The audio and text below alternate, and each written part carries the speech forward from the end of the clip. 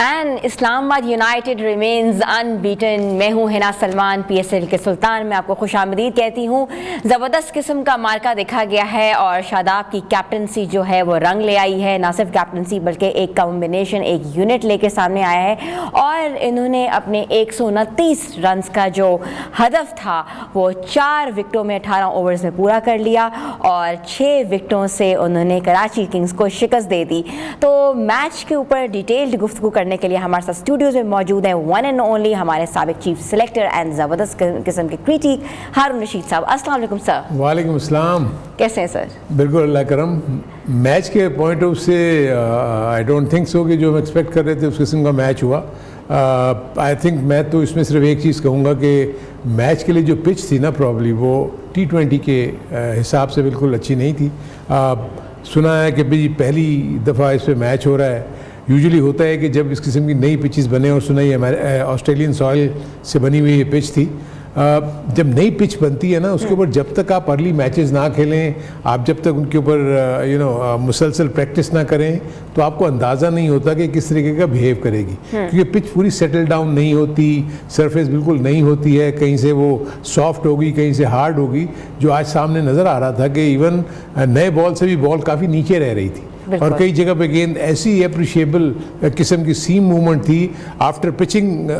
जब पिच हो जाती थी उसके बाद गेंद ने मूव किया। आई थिंक 2 टॉप क्लास बॉलें हुई हैं जिसकी वजह से 2 जो विकेट्स गिरी ना, कोई भी बैट्समैन वहाँ होता तो आई थिंक वो सर्वाइव नहीं कर सकता था। एक जो बॉल थी नसीम शाह की जो कि वार्नर को हुई और एक बॉल थी होल्डर की जो विंस को हुई। दुनिया का कोई भी बैट्समैन उस वक्त वहाँ खेल रहा होता तो उस बॉल पे उसने आउट ही होना था। लेफ्ट हैंडेड ने आउट होना था और उसी राइट हैंडेड ने आउट, क्योंकि बहुत लेट बॉल की जो है वो लाइन के साथ वो खेलते जा रहे थे। एक दफ़ा गेंद उसी जगह पे पड़ के गेंद थोड़ी सी बाहर हुई और ये देखें गेंद कितना ज़बरदस्त ऑफ स्टंप से थोड़ा बाहर पड़ा और गेंद इतना तेज़ी के साथ अंदर आएगा उसको समझ नहीं आई। और ये बहुत ही ज़बरदस्त देखें कि वो बिल्कुल लाइन के साथ खेल रहे थे, एक्सपेक्ट कर रहे थे कि बॉल अपनी लाइन को होल्ड करेगा, लेकिन गेंद अंदर की तरफ आई। लास्ट ओवर पे आप देखें कि उसने उसको हाफ कर दिया, यानी कट इन टू हाफ जिसको कहते हैं वार्नर को। I think that was the ट्रेमेंडस delivery और ये पिच का कमाल था। दूसरा ये देखें कि ऐसा लगा कि गेंद हवा में अंदर की तरफ आ रही है और पिच पे पड़ने के बाद थोड़ी सी बाहर निकली। अगर इसको हम दोबारा देखें तो आप देखिएगा कि राइट हैंडेड उसके लिए कोई वो नहीं था। ये तो विकेट्स स्पिनर पे फिर आउट होते चले गए बाद में, क्योंकि प्रेशर जो था इन 2 विकेट्स ने बहुत ज़्यादा डाल दिया था कराची किंग्स की बैटिंग के ऊपर। उसके बाद फिर साइफर्ट ने भी कोशिश की कि वो संभाल ले, लेकिन यह है कि वो भी इतना अच्छा नहीं खेल सके उसके ऊपर, क्योंकि ना सिर्फ ये कि फास्ट बॉलर को हेल्प कर रही थी बल्कि स्पिनर्स को भी हेल्प कर रही थी। ये भी जो LBW किया बहुत ज़बरदस्त बॉल थी, फ्लिपर थी, उसको पीछे खेलने गए और वो आउट हो गए। और एक और जो विकेट मिली ये होल्डर को, ये भी तेज़ आया ये बॉल और वो उसको जब हुक करने गए टॉप एज हुआ तो 2 विकेट्स और इनको मिल गए। उसके बाद ये वो बॉल जो कि नसीम शाह की थी जिस पे इन्होंने आउट किया था, जो कि बहुत ज़बरदस्त बॉल थी। आई थिंक कोई भी बैट्समैन इसके ऊपर इतना कंफर्टेबल ना होता। तो ये वो था कि जब टॉस जीत के डिसीजन जो था वो उन्होंने बड़ा ज़बरदस्त किया कि उन्होंने पहले दावत दे दी एक नई पिच के ऊपर कराची किंग्स को। कराची किंग्स 128 रन कर सकी।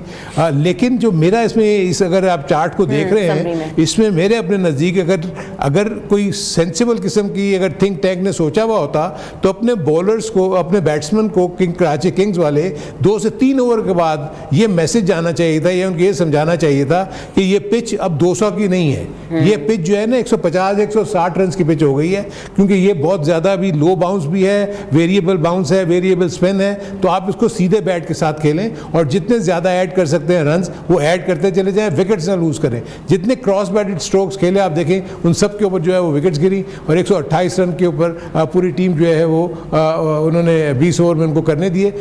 2 जो विकेट ली शादाब खान ने अच्छी बॉलिंग की आज 17 रन देकर, नसीम शाह ने 2 आउट किए 29 रन देकर और होल्डर ने 2 आउट किए 39 रन देकर। टिम साइफर्ट जो कि अकेले थे उन्होंने 30 रन बनाए। बाकी कोई भी जो बैटर है वो कोई बहुत ज़्यादा कारकर्दगी नहीं दिखा सका। आज अगर प्लेयर ऑफ द मैच बिल्कुल राइटली डिज़र्व करते थे player of the match, Shadab Khan ने आज 47 रन किए 40 बॉल्स के ऊपर भी, और उसके बाद 2 अच्छी विकेट्स लेके इन्होंने अपने आप को इसका हकदार ठहराया। सो T20 के पॉइंट ऑफ व्यू जो मोमेंटम गेन कर रही है इस्लामाबाद यूनाइटेड, हर मैच में मजबूत से मजबूत तर होती हुई नजर नज़र आ रही है। टीम में आज तब्दीलियाँ भी की, पिच को देख के की होंगी, क्योंकि आज उन्होंने नवाज को खिलाया, उन्होंने मेरेडिथ को ड्रॉप किया, ऊपर से एड्रियन गॉस को जो है वो ड्रॉप किया, और अपने जो भी प्लेयर्स ये लेकर आए उन्होंने बारी तो उनकी नहीं आई, लेकिन ये है कि आज थोड़ा सा उसको मौका मिल गया नवाज को एक आध ओवर करने का, उसने बुरी बॉलिंग नहीं की। मैं सिर्फ ये कहूँगा कि नई पिच के ऊपर इतने बड़े मैचेस दो इतनी जो अच्छी टीमें खेल रही हों नॉर्मली नहीं होते, लेकिन ऑब्वियसली इनके पास जो अवेलेबल पिचेस थी उन्हीं के ऊपर इन्हें खिलाना था। इन्होंने इस पिच को तैयार किया हुआ था और अब इनको पता भी लग गया, अब जब भी जो टीम आगे आएगी और इसी पिच के ऊपर अगर मैचेस होंगे तो उसके मुताबिक अपनी जो है ना प्लेइंग 11 बनाएगी। इस्लामाबाद यूनाइटेड बहुत स्ट्रॉन्ग लग रही है in terms of the playing 11। उनके पास 3 फास्ट बॉलर्स हैं, उनके पास 3 स्पिनर्स हैं, और तीनों ज़बरदस्त स्पिनर्स हैं, एक्सपीरियंसड हैं सब। जितने भी 6 के 6 बॉलर हैं सब एक्सपीरियंसड हैं, सिवाय एक आध के। नसीम शाह एक्सपीरियंस बॉलर है, शादाब है, इमाद वसीम है, मोहम्मद नवाज है, होल्डर है। So I think it's a very very strong bowling lineup. तो जो भी टीम इनके खिलाफ आगे भी आएगी उनको इस किस्म की बॉलिंग के खिलाफ खेलना पड़ेगा। सो अगर इसके खिलाफ, इस बॉलिंग के खिलाफ अगर आप 200 से ज़्यादा रन्स करते हैं तभी जाके आप प्रेशर डालेंगे इस्लामाबाद यूनाइटेड को।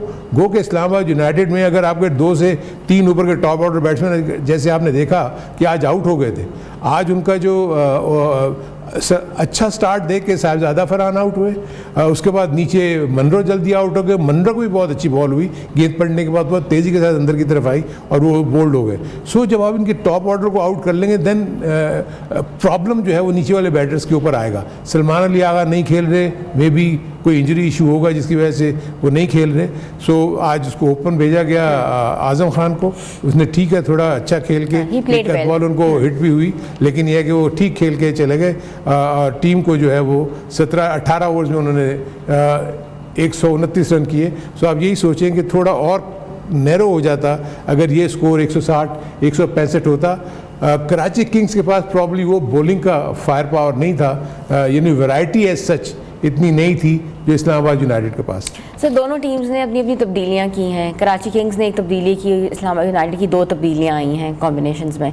सो वो do you think that it was worth it? बिल्कुल बहुत ज़रूरी था। आई थिंक आज जिन्होंने जो रियाजुल्लाह की जगह उसको खिलाया साद बेग को, ये अंडर 19 को लीड कर चुके हैं पाकिस्तान की। पाकिस्तान अंडर 19 में खेलेंगे, आप देखेंगे इसमें साद बेग ने कोशिश की, लेकिन आज पिच उसके लिए प्रॉब्ली एक यंग बच्चे के लिए थोड़ी मुश्किल पिच थी। उसने पूरी कोशिश की लेकिन रन फिर भी उन्होंने कुछ ऐड तो कर दिए, लेकिन जो डिसअपॉइंटिंग एंड था ना इनकी तरफ से वो खुशदिल शाह और इरफान खान। यानी आपको जब एक ऐसे मौके पे बैटिंग मिली थी जब आपको शिप को स्टेडी करना था, क्योंकि ऊपर से इनके मेन प्लेयर्स आउट हो गए थे, इनको चाहिए था कि सिंगल्स डबल्स लेके, क्योंकि रन्स ऐड करने थे। आप अगर हिटें मारने जा रहे थे, आप देख रहे हैं सारे प्लेयर्स आउट हो रहे हैं, तो आउट होने का मतलब है आप तो उनको एडवांटेज दे रहे हो ना। अब अगर आप पिच पे रहोगे, वहाँ खेलते रहोगे, तो इस बात के चांसेस हैं कि आपको कोई ऑड बॉल मिल जाए, जैसे हमने बाद में देखा कि अब्बास को मिले जब उन्होंने आके हिट मारी, 1-2 छक्के भी मार दिए। सो ऐसे मौके पर आपको जो ना लेके जाना चाहिए। मुझे अपने नज़दीक आई थिंक टैंक को ज़रूर ये सोचना चाहिए था पिच को देखने के बाद कि ये पिच वैसी नहीं है जो हमने मैच से पहले हम सोच रहे होंगे कि हम इतने रन्स बना लेंगे। सो इनफ रन्स होते बोर्ड के ऊपर तो हो सकता है थोड़ी सी फाइट होती, लेकिन बॉलिंग में मैं फील करता हूँ कि उनके पास इतनी ज़बरदस्त किस्म की बाइट नहीं थी, विकेट टेकिंग एबिलिटी नहीं थी, एक्सेप्ट फॉर हसन अली। हसन अली को अगर आप देखेंगे उसने आज फिर 2 आउट किए। I think Karachi Kings was not able to read the pitch because as compared to Shadab came on the अभी ceremony के ऊपर he told me कि we read the pitch before that, we know कि ये score hitting hit pitch नहीं होगी। नहीं, उन्होंने कहा था कि दोनों पिचेस एक्चुअली दोनों कैप्टन के दोनों टीमें ही इस बात पे हैरान हो रही थी कि पता नहीं पिच क्या कैसे खेलेगी कैसे नहीं खेलेगी, क्योंकि उसकी लुक से लग रहा था। मैंने भी थोड़ी पिच देखी थी, उसमें क्रैक्स थे और रफ ऐसी नज़र आ रही थी। तो ऐसी पिच के ऊपर आपको नहीं पता कि क्या स्पिन होगा, बाउंस होगा कि नहीं, लो रहेगा, कैसे रहेगा। तो इसलिए फिर टॉस जीतने वाला कैप्टन जो है ना, दोनों कैप्टन यही कह रहे थे कि हम अगर टॉस जीते तो हमने पहले बॉलिंग ही करनी थी।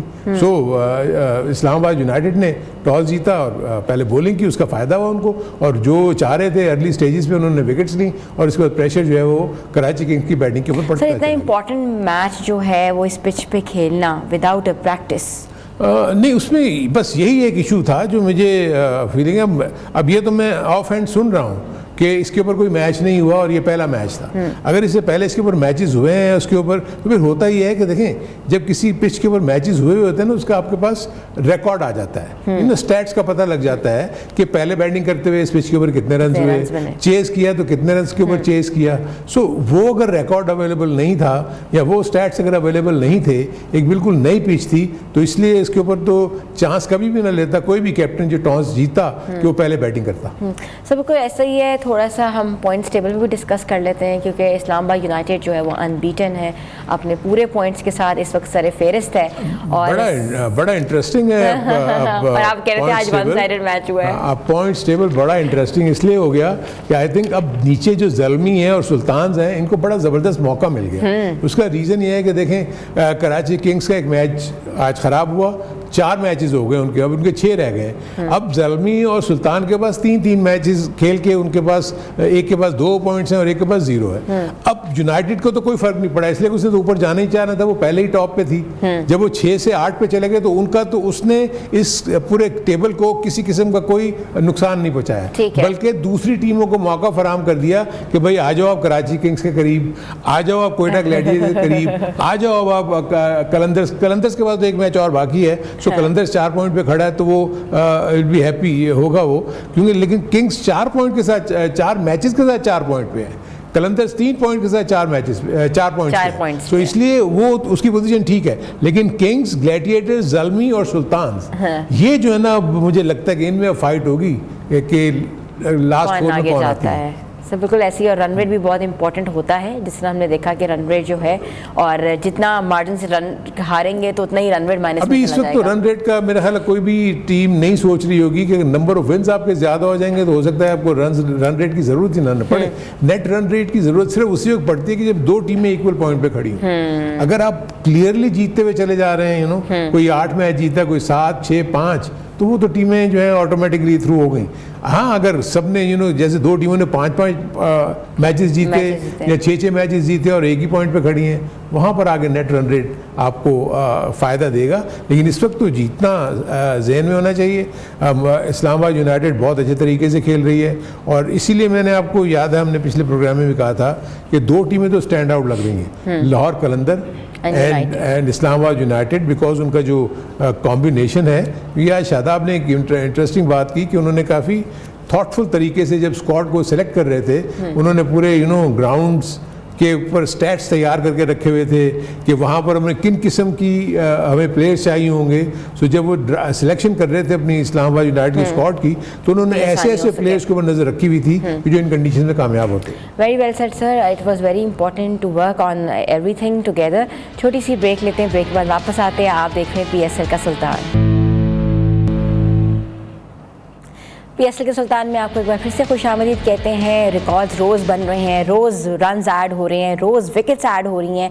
तो पूरे टूर्नामेंट में किसने बेहतर कारकर्दगी की है और किसने सबसे ज़्यादा रन्स बनाए हैं और सबसे ज़्यादा विकेट्स लिए हैं, let's have a look on it.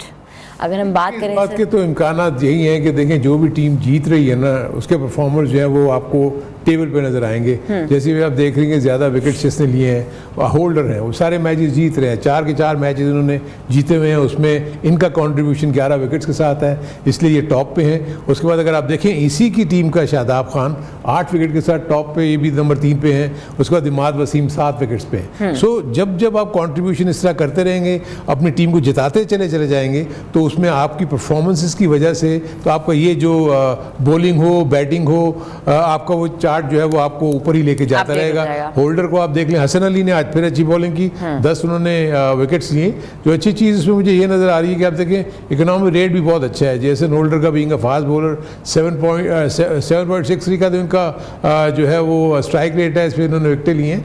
10 run के एवरेज से इन्होंने रन जो है वो 10 रन की एवरेज से इन्होंने विकेट लिए हैं। बाकी जो है इनका 4 विकेट जो है वो 25 रन दे के इन्होंने आउट किए। अबरार अहमद भी हैं, उन्होंने 3 मैचेस खेले हैं, 7 आउट किए हैं। तो आगे के जितने भी मैचेस होंगे उसमें यही मेन बॉलर्स हैं, अपनी टीम के लिए अच्छी कारकर्दगी दिखाएंगे, इसी तरह टॉप पे रहेंगे। सब बिल्कुल ऐसा ही है। और अब देखते हैं कि सबसे ज़्यादा रन्स जो हैं वो किसने स्कोर किए हैं, जिसमें साहबजादा फरहान जो है मेरे अपने नज़दीक यही है कि जो टॉप स्कोरर है वो आज भी टॉप स्कोरर ही होगा। अब जैसे देख रहे हैं कि साहबजादा फरहान जो है पिछले मैच में भी टॉप पे ही थे इस चार्ट में, आज उन्होंने फिर 30 रन, बड़ी अच्छी इनिंग खेली थी उन्होंने, कैच उनका बहुत अच्छा लिया वार्नर ने, 4 मैचों में 214 रन बना के सर फहरिस्त हैं, एवरेज भी बहुत अच्छी है, स्ट्राइक रेट बहुत अच्छा है, सबसे बेस्ट इनका 106 है। उसके बाद अगर आप देखिए विंस आज इतना उनको बॉल ही बहुत अच्छी पड़ गई जिसकी वजह से आउट हो गए, वरना ये जिस तरह की फॉर्म में आज ये भी कुछ रन ऐड कर दे। स्टिल नंबर 2 पे हैं 175, रिजवान 158 पे हैं, 3 मैचेस खेले हैं, इनके पास इनिंग्स ज़्यादा हैं, इनके पास ज़्यादा चांसेस है कि रन्स करके इस चार्ट को जो है वो डिस्टर्ब कर सकते हैं। मनरो अगेन आज वो आउट हुए, उनको भी बहुत अच्छी डिलीवरी हुई जिसकी वजह से वो बोल्ड हो गए थे, 151 पे खड़े हैं। मोहम्मद हारिस इन्होंने लेट चार्ज लिया और उसके बाद जिस तरह इन्होंने पिछला मैच खेला है, अब आगे एक्सपेक्ट कर रही होगी ज़ल्मी कि हारिस जो है वो इसी अंदाज की इनिंग्स खेलता रहे, इसी अंदाज की इनिंग्स खेलता रहा तो बहुत चांसेस है कि पेशावर ज़ल्मी जो है वो भी एक थ्रेट होगी है आने वाले मैचेस में। बिल्कुल, कल जो है वैसे भी कराची किंग्स वर्सेस पेशावर ज़ल्मी का मैच है, तो let's see what Zalmi has to do. कल ये नजर आएंगे। देखिए जो पेशावर ज़ल्मी का जो इशू है उसमें ये है कि ये लोग कंसिस्टेंट नहीं है, एक मैच में करते हैं, अगर आप पिछले मैच में भी आप देखेंगे अगर फील्डिंग लैप्सेस ना होते तो शायद ये इतने रन ना करते, क्योंकि अर्ली स्टेजेस पे इनके कैचेस ड्रॉप हुए, इसी तरह अब्दुल समद के भी कैचेस ड्रॉप हुए। तो कल जो भी टीम इनकी जो कराची किंग्स है, कराची किंग्स थोड़ी सी गिरी हुई नजर आई आज मुझे, क्योंकि मैच हार भी गए हैं ये, तो कराची किंग्स को कल फील्डिंग बड़ी अच्छी करनी पड़ेगी, क्योंकि ये जिस किस्म के प्लेयर्स हैं ये तो बहुत एग्रेसिव खेलते हैं, इनका इंटेंट बड़ा ये होता है कि मारने की कोशिश करते रहते हैं हर बॉल को, सो वो फिर उस सिलसिले में आपको वो अपॉर्चुनिटीज़ प्रोवाइड करते हैं कि आप इनको आउट कर सकते हो। सो अगर आपने वो अपॉर्चुनिटीज़ ग्रैब की तो हो सकता है पेशावर ज़ल्मी इतने ज़्यादा रन ना करे, लेकिन अगर आपने मिस्टेक्स की और ये दिन इन्हीं प्लेयर्स का हुआ, क्योंकि उनके पास 4, 5, 6, 7 बहुत एक्सप्लोसिव बैट्समैन है पेशावर ज़ल्मी के पास। ऊपर से अगर आप देखें बाबर आजम और अगर वो आते हैं नीचे साइम अयूब ओपन आते हैं, तो वो अगर एक अच्छा से ब्रिक्स से स्टार्ट दे दें तो आई थिंक ये टीम जो है वो काफ़ी तंग कर सकती है आने वाली तमाम टीमों को, प्रोवाइडेड के इनके ये जितने भी बैटर्स हैं, जिस तरह ये सीधे बैट्स के साथ इनके 1-2 प्लेयर तो बड़ा अच्छा सीधे बैट से खेलते हैं, ओवन बहुत सीधे बैट से हिटें मारता है, सिर्फ ये जो हारिस है ये थोड़ा इम्प्रोवाइज़ करता है, कभी पॉइंट के ऊपर से मार देगा, कभी स्कूप कर देगा। सो ये इस किस्म के प्लेयर्स बहुत डेंजरस होते हैं। सो कैडमोर बड़ा अच्छा खेले थे वो भी, सो बैटिंग उनके पास अच्छी है, बॉलिंग भी उनके पास बुरी नहीं है। सो कल कराची किंग्स को आई थिंक पूरी तरह तैयार होकर आना पड़ेगा। सर कराची किंग्स ने तो ऑलरेडी चेंजेस भी किए हैं, मे बी दिल चेंज थोड़ा बहुत करें, लेकिन व्हाट डू यू एक्सपेक्ट कि पेशावर ज़ल्मी जो है वो कुछ चेंजेस लेकर आएगा, बिकॉज उनके लिए तो कराची किंग्स के ओपोनेंट खेलना would be somehow difficult task. नहीं, मेरे अपने नज़दीक ऐसा कोई इशू नहीं होना चाहिए, क्योंकि बस सिर्फ वो होप कर रहे होंगे कि बाबर और साइम अयूब कल मैच में हिट करें, तो उसके बाद अगर हम पेशावर ज़ल्मी के स्क्वाड को देखें तो इसको ज़रूरत नहीं है कोई चीज़ चेंज करने की। ओवन बहुत अच्छा खेले, हारिस बहुत अच्छा खेले, ये कॉलर बहुत अच्छा खेले, हुसैन तलत भी आप चिप इन करते हैं, रन्स बनाते हैं, जोसेफ अपनी बॉलिंग भी ठीक कर रहे हैं। कल उन्होंने मुकीम की जगह पे दूसरे स्पिनर को खिलाया था आरिफ याकूब को, उन्होंने बड़ी ज़बरदस्त बॉलिंग की। सो आई डोंट थिंक सो कि there is any need to change their playing 11, क्योंकि इनके पास भी 3 फास्ट बॉलर बन रहे हैं, 2-3 स्पिनर बन रहे हैं, तो उसके मुताबिक ही ये खेलेंगे। सो कल लेकिन ये कि पिच को देखने बाद देखिए ना, अली रज़ा इतना यंग प्लेयर जो है वो उसका भी कॉन्फिडेंस बहुत बढ़ा हुआ होगा। सो इतना कोई इशू मुझे नज़र नहीं आता। ल्यूक वुड ने कल बड़ी अच्छी बॉलिंग की थी। सो पेशावर ज़ल्मी सेटिस्फाइड होगा अपनी उस परफॉर्मेंस से जिन्होंने पीछे दिखाई, लेकिन अब कोशिश ये करेगा कि इसको कंटिन्यू करे। अगर ये कंटिन्यू कर लेंगे इसी किसी भी परफॉर्मेंस को और इनके प्लेयर्स अपनी फॉर्म के मुताबिक खेले, बॉलर्स तो अच्छा कर रहे हैं, बैट्समैन के ऊपर इनको इशू होता है कि इनके जब आउट होने पे आ जाते हैं तो बहुत जल्दी आउट हो जाते हैं। सर ज़बरदस्त किस्म की स्टेटमेंट अहमद शहजाद ने दी है कि in the first match Babar scored 0, in the second match he scored 1, he is improving and learning. अब थर्ड मैच में 3 या 2 रन बनाएंगे, तो it was very hilarious statement. I want to share it with you, because कल जो match होने वाला है और इस तरह की स्टेटमेंट्स आना मैच से पहले ही थोड़ा सा कहते हैं डेरोगेटरी भी होता है और डेमोरलाइज भी करता है। छोटी सी ब्रेक के बाद वापस आते हैं, आप देख रहे हैं PSL का सुल्तान। PSL के सुल्तान में आपको एक बार फिर से खुशामदीद कहते हैं। आज का match Peshawar Zalmi versus Karachi Kings जो है वो 8 बजे होने जा रहा है। ज़ल्मी को अपनी पोजीशन को मुस्तहकम करने के लिए ये मैच जीतना होगा अगर उन्होंने पॉइंट्स टेबल में अपनी पोजीशन बेहतर करनी है। सर आपसे पूछूंगी, what's your take, who will win the match? I think दोनों टीमें अच्छी हैं, क्योंकि मैं जिन दोनों की बॉलिंग देख रहा हूँ तो कोई बहुत ज़्यादा मुझे कोई मजबूत नज़र नहीं आ रही। सो दोनों तरफ के अगर बैटर्स सेट हो जाते हैं तो उनको इनफ नंबर ऑफ रन्स करने चाहिए बोर्ड पे। जो मुझे इशू सिर्फ ये है कि क्या मैच इसी पिच पे होगा जहाँ कल मैच हुआ था, या नई पिच होगी।